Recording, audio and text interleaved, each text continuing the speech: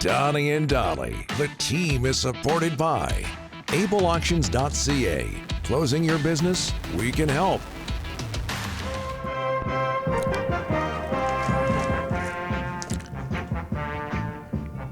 Thursday, and all of today's guests, including Ray Ferraro, standing by, and he's going to be a happy man in a matter of moments. Brought to you by the Vancouver Giants. The G-Man returned to the LEC for a pair of games next weekend when they take on Kamloops and Portland. Head to VancouverGiants.com to get tickets for those games. And if I'm not mistaken, Portland was Ray's first WHL team. Oh, yeah. And the Teddy Bear Toss game on December 14th against Victoria, as we bring in from the NHL on ESPN, Canucks analyst on Sportsnet, Ray Ferraro. Ray, thanks for doing this, sir. How are you? I'm good. Yeah, I got drafted out of Tier 2 in Penticton, and then I went to Portland. We won the Memorial Cup. I got 40 goals in 50 games, and then I got traded to Brandon, me and 4 other guys for one player. Wow. Who was the player, Ray? A kid by the name of Blaine Crest. He was a 16-year-old phenom, I guess. And, I don't think it really worked out for Portland very well. But one of the most satisfying things of that year was I got the MVP in the Western League. And so you go to the Memorial Cup. They hosted you, the 3 league MVPs, to present Player of the Year. And so I walked in, and the owner and GM of Portland, Brian Shaw, was sitting there, and Ed Chenoweth was kind of holding court with a bunch of other owners, and called me over. I said hi. I didn't really know anybody, right? I'm 19 years old, and he's like, Brian, he said to Shaw, he goes, Brian, you should get a centerman like this. It could really help your team. And, made me feel pretty good at the time. Yeah, and we won't get into details, but take a look at Ray's numbers in Portland and especially Brandon. You'll be impressed. I said you'll be a happy man in a matter of moments because Ray, I don't know if you can see this, but look what Dollywall's wearing today. He's got his Hawaiian shirt on. Yeah, look at it. Yeah, but it's November. It's November. Hey! Day late, dollar short. No, look at the pineapples. Yellow pineapples, Ray. You can't beat that. Well, so 2 weeks ago you were a banana expert. Now you're a pineapple expert. Of course they're yellow. Like, what color should they be? Fruits and vegetables, Ray. The best 1-2 combo in life. Yeah, there you go. Some advice for you, Ray. There we go. Let me write that down. I got Dr. Dollywall. Thanks, Dolly. Hey, Ray, are you in Washington now? I know I believe you work at the Predators and Capitals.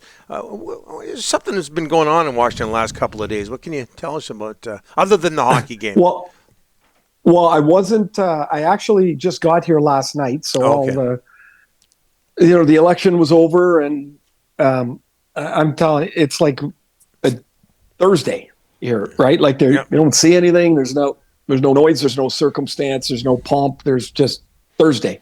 Mm-hmm. So, it was, I was in Arizona, actually. I had a couple of days off and was playing golf, and oh my gosh, it was beautiful. But Tuesday was a weird day down there, right? Like everybody's watching and following, and, I don't quite understand how polls work, but it seems like they're wrong most of the time.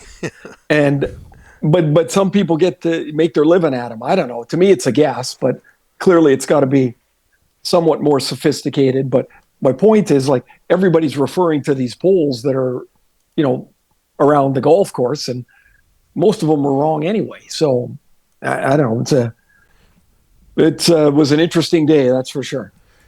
Get me that job. Hey, Ovi, you're in Washington. He scores in his 5th straight game. 8 goals on the year. Capitals beat the Predators 3-2. I don't know how much you've seen him this year, but what's going on with Alex Ovechkin? Because, of course, he had the bad start last year. Yeah. I've this will be my 2nd game, and we watched them a lot last year down the stretch and had them in the playoffs against the Rangers. They got swept out pretty quickly.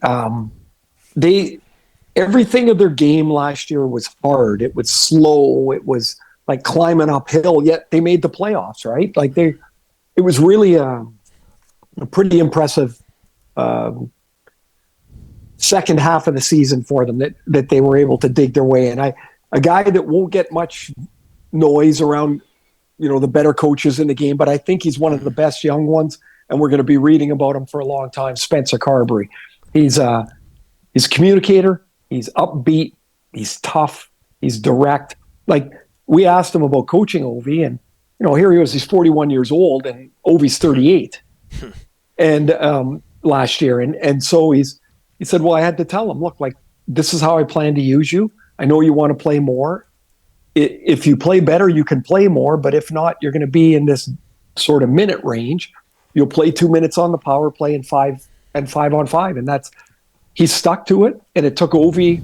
I think it took Ovi half a year to get in shape last year. He was out of shape, and he played the second half. He didn't even look like the same player. The start of the year, like, I don't know, he's energized. It's a better team. As I said, they made the playoffs. They had a good offseason. So he's playing with these two young guys, Connor McMichael and Alexi Protas. They're good players. Protas is huge, and McMichael is off to a great start. He's with Dylan Strome. Dylan Strome and Protas. And Strome's, I think, leading the team in points. He's got 17 or 18, I believe, at this point. He had a really good year, career year last year. McMichael's in the 2-hole. He's got 8 goals. They're a better team.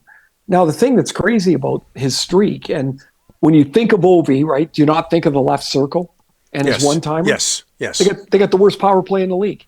They got 4 power play goals this year.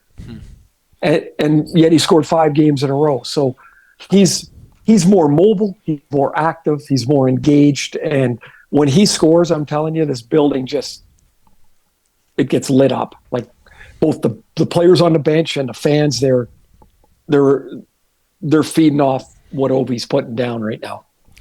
Hey, Ray, Quinn Hughes, 300 assists in 376 games. We're saying his name in the same breath as guys like Bobby Orr and Paul Coffey.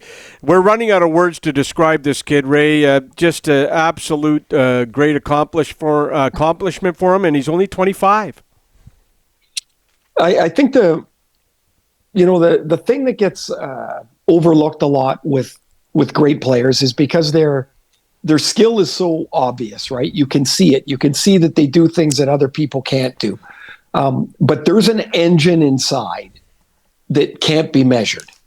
And the engine is about wanting to be the best. We all want it to be the best, but he's at a level where you can be the best. But to do that, you have to work so incredibly hard. You have to be so disciplined. You have to be so locked in. And Rick Tocchet's talked about Crosby and his pursuit of perfection, and Quinn is the same way. That's Tocc's comparison. I see that with the great players of the game. Like, the very best, there is a thirst to be better all the time. You watch Nate McKinnon and Makar in Colorado.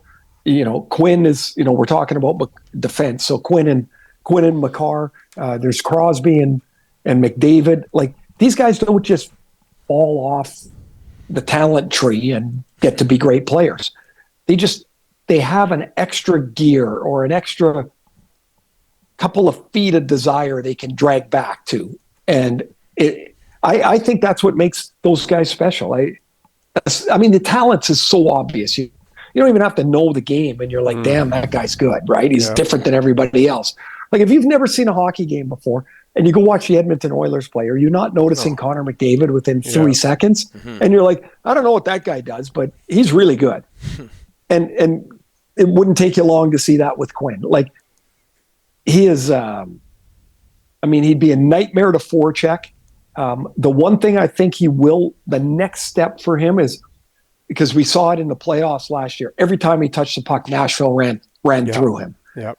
And it will be that how he'll be able to give up the puck and get it back and not absorb those hits. That, I think, over the course of the year, that's the next step, or a next step that he'll see and he'll take. Ray, I want to ask you about Brock Boeser. 6 goals, 11 games. He's leading the Canucks in goal scoring. He's a UFA. No talks with his agent yet. But are you okay doing a long-term deal with him, Boeser? What's your long-term deal? 8. He can do 8 in Vancouver. No. He can't do it elsewhere. Why? 8 years would take him to. Well, he'd be 39. Yeah. No, he's 27. 35. Right now. Oh, so he'd be 35? Okay. Yeah, he'd be 35. 31. He'd be 35.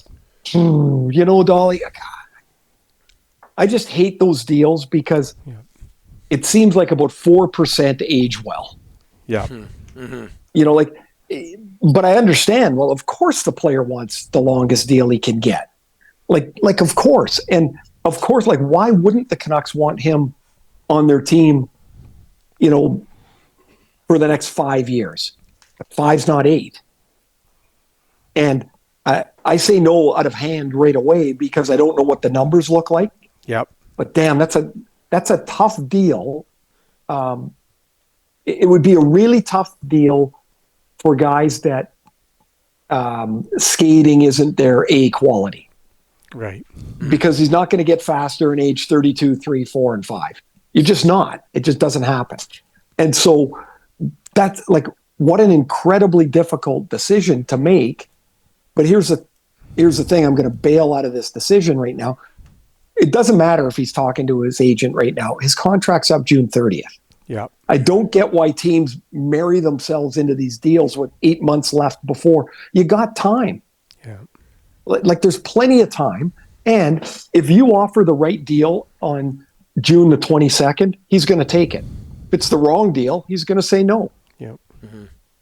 So I love the way his last 2 years have looked. Yeah. Like, not just the production, but the way they've looked. My biggest fear would be, how would I, with any certainty, be able to predict what a player like Brock would look like at age 32, 3, 4, and 5? Yep. Like that's the hardest part for me. And I'm glad I don't have to make that decision, but skating would always give me, with guys that don't skate well, that would always give me, a little bit of hesitation to get into that type of years. And Ray, as quickly as possible, Kings play the Canucks tonight. Brock Boeser's had a lot of success against them. But the Kings are 8-3-3 without Drew Doughty. What's going right in LA? Well, they found a way to play the Kings team game, to play it in a way it's a little more upbeat, a little more aggressive, not more open, but more open. Like, remember last year they stood there and they played that 1-3-1 and they tried to win every game 0-0. And the players hated it, the fans hated it. And at the end of the day, you can't win like that because you got to be able to score some. So I think they've opened up their game just a little bit. The crazy part of when I look at their stats is, like, they're at about just under 3.5 goals a game. That to me is the biggest number that jumps off the page at me, is not that they check well. And I'm surprised they've done this. I really am. I'm surprised they've done it without Doughty because he's such an important member of their team. But they've had a hell of a start. All the best in Washington, and we'll talk to you next week. We'll see if Rick has a shirt for you. Well, what I'm looking forward to is what's the next part. What are fruits and vegetables? I want the Dolly food tree for next week. Water. Fruits, vegetables, water. That's the three key ones. I think he'll go skins next week. And Ray. Oh, geez. Do we need that? Ray, Blaine Crest, drafted by the Vancouver Canucks, round 7, 1984, never played a game in the NHL. Oh, well, I don't know. One guy, it worked out for me. It worked out for me. Next week, Ray. See you next week, guys. Have a good one. Be safe.